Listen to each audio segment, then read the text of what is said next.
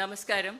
ഇന്നത്തെ സെഷൻസ് തുടങ്ങി വെച്ച എല്ലാ വർഷത്തെയും ഞങ്ങളുടെ ആനുവൽ സെലിബ്രേഷൻസിലെ സ്ഥിരം ആയിട്ട് ഒരു പക്ഷേ നാം കേൾക്കുന്ന ഒരു ഹൃദ്യമായ സ്വരമാണ് സി പി ജോൺ സാറിൻ്റേത്. സി പി ജോൺ സാർ മുതൽ നബാർഡിലും ഇതര സഹോദര സ്ഥാപനങ്ങളിൽ നിന്നുമുള്ള സഹപ്രവർത്തകരുൾപ്പെടെ എല്ലാവർക്കും നമസ്കാരം. ഇന്ന് ഇൻ്റർനാഷണൽ ഡേ ഓഫ് പ്ലാനറ്റാണ്. One of the speakers mentioned it. ലോക ഭൗമ ദിനം. ലൗദാത്തോ സി എന്ന പേരിൽ ഭൂമിയുടെ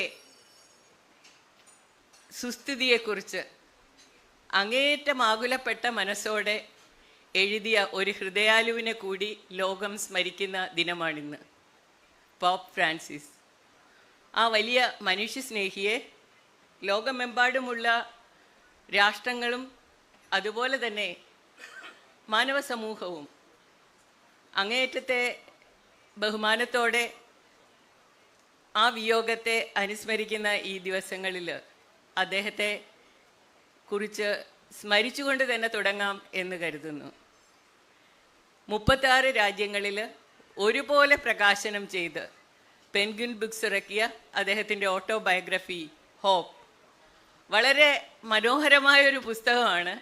ഞാനിത് വായിച്ചുകൊണ്ടിരിക്കുകയാണ് ആ മഹാനുഭാവൻ വിട ചൊല്ലിയത്.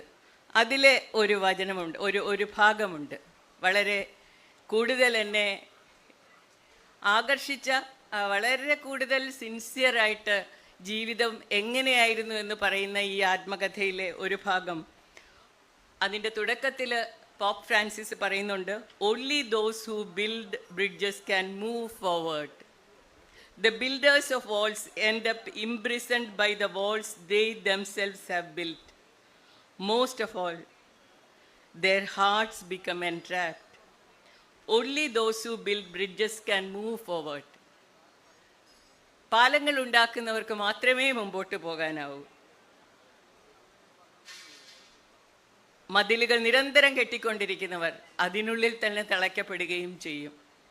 മെൻഡിങ് വോൾ എന്ന റോബർട്ട് ഫ്രോസ്റ്റിൻ്റെ മനോഹരമായ കവിതയിൽ ഇതേപോലെ മതിലുകൾ തകർക്കുന്നവരും തമ്മിലുള്ള ഒരു വലിയ സംഘർഷമുണ്ട്. Good fences make good neighbours. നല്ല മതിലുകൾ നല്ല അതിൽക്കാരെ സൃഷ്ടിക്കുന്നു എന്ന് പറയുന്ന ഒരു വശം, there is something